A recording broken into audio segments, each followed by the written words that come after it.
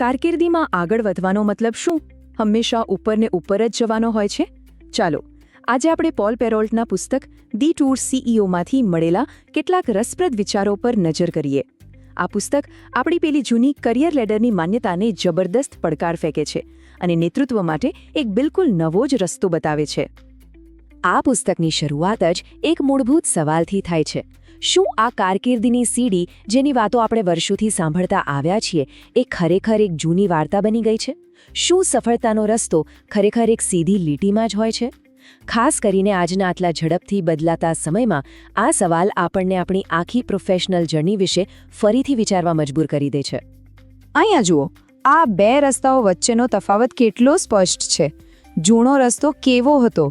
એકદમ સીધો, અનુમાન કરી શકાય એવો, અને બસ પદ પર જ કેન્દ્રિત. મતલબ કે આગળ શું થશે એ લગભગ નક્કી જ હતું. પણ એની સામે આ ડીટૂર માર્ગ છે, જે અનુભવ અને તમે શું મૂલ્યો ઉમેરો છો એના પર વધારે જોર આપે છે.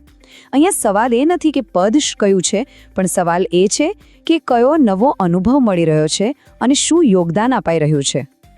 તો સવાલ એ થાય કે જો પેલી જૂની સીડી હવે કામ નથી કરતી, તો પછી એની જગ્યાએ શું છે?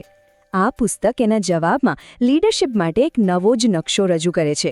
એક એવો નકશો જે આજના અનિશ્ચિત સમયની વાસ્તવિકતાઓને બરાબર બંધ બેસે છે. આ પુસ્તકનો આખો સાર ધ ડીટૂર ફિલોસોફીમાં સમાયેલો છે. આ વિચાર એવું કહે છે કે આપણી કારકિર્દીના સૌથી મોટા પાઠ અને ગ્રોથની તકો સીધા રસ્તા પર નથી મળતી, પણ એ તો અણધાર્યા વળાંકો અને પડકારોમાં જ છુપાયેલી હોય છે.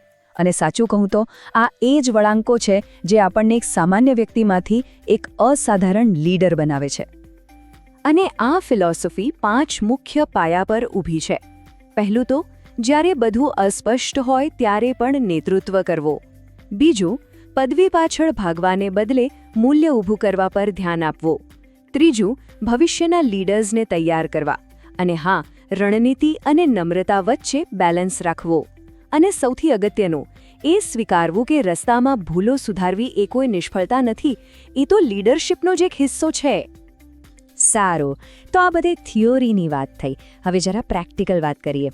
પુસ્તકમાં લીડરશિપમાં થતી 3 સામાન્ય ભૂલો બતાવાઈ છે અને એના માટે ખૂબ જ અસરકારક ડી-ટૂર ઉપાયો પણ સૂચવ્યા છે. ચાલો જોઈએ. જુઓ, અહીં 3 સામાન્ય ભૂલો અને તેના માટેના ઉપાયો છે. આ ખરેખર આપણી વિચારવાની રીત બદલી નાખે છે. જેમ કે પોતાના પદને જ પોતાની ઓળખ ન માની લેવી, દરેક નાની નાની બાબતમાં માઇક્રો મેનેજ કરવાને બદલે ટીમને સશક્ત બનાવવી, અને ટીમના વિકાસને બોજ નહીં પણ ભવિષ્ય માટેનું રોકાણ સમજવું. અને આ છેલ્લું તો જુઓ, તમારા ભવિષ્યના બોસને તાલીમ આપો. વાહ, આ એક વિચાર જ લીડરશિપ પ્રત્યેનો આખો દૃષ્ટિકોણ બદલી નાખવા માટે પૂરતો છે.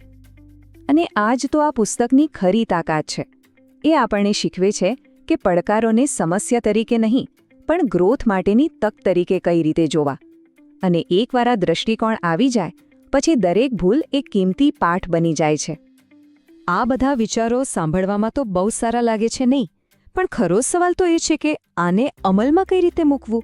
તો ચાલો, પુસ્તકમાં એના માટે એક સ્પષ્ટ એક્શન પ્લાન પણ આપ્યો છે, એના પર એક નજર કરીએ. આ 4 પગલાંની પ્રોસેસ આખી ફિલોસોફીને વાસ્તવિક બનાવે છે. શરૂઆત થાય છે આત્મચિંતનથી, એટલે કે પોતાના ભૂતકાળના અનુભવોમાંથી શીખવું. પછી આવે છે વર્તમાનમાં વેલ્યુ ઉમેરવાની અને ભવિષ્ય માટે ટીમને તૈયાર કરવાની વાત. અને છેલ્લે જાણી જોઈને એક ડીટૂર લેવાનો, એટલે કે પોતાના કમ્ફર્ટ ઝોનમાંથી બહાર નીકળીને કંઈક નવું કરવાનું. અને આ પ્રક્રિયાને વધુ સરળ બનાવવા માટે અહીં એક સંભવિત ટાઈમલાઈન પણ છે. આ બતાવે છે કે આવનારા 6 મહિનામાં સ્ટેપ બાય સ્ટેપ આ ફેરફારોને કઈ રીતે લાગુ કરી શકાય છે. આનાથી આટલો મોટો વિચાર પણ એક વ્યવસ્થિત અને હાંસલ કરી શકાય એવું લક્ષ્ય બની જાય છે. તો આ બધા વિચારોનો સાર શું છે? આખરે આ પુસ્તક એક જ શક્તિશાળી સંદેશ આપે છે.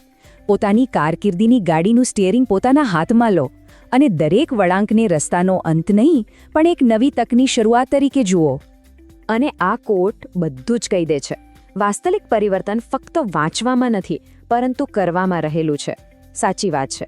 સાચો બદલાવ ખાલી વાંચી લેવાથી કે સમજી લેવાથી નથી આવતો, એ તો કંઈક કરવાથી આવે છે. જ્ઞાન તો ફક્ત એક નકશો છે. ખરી યાત્રા તો પગલાં ભરવાથી જ શરૂ થાય છે. હા, એક વાત સ્પષ્ટ કરવી જરૂરી છે. પુસ્તકની મોટાભાગની સલાહ લેખકના પોતાના અંગત અનુભવો પર આધારિત છે. તેમ છતાં એની અસલી તાકાત એ છે કે તે વર્ષોથી ચાલી આવતી પરંપરાગત માન્યતાઓને પડકારે છે અને સફળતાના કેન્દ્રમાં ફરીથી લોકો અને મૂલ્યોને લાવીને મૂકે છે.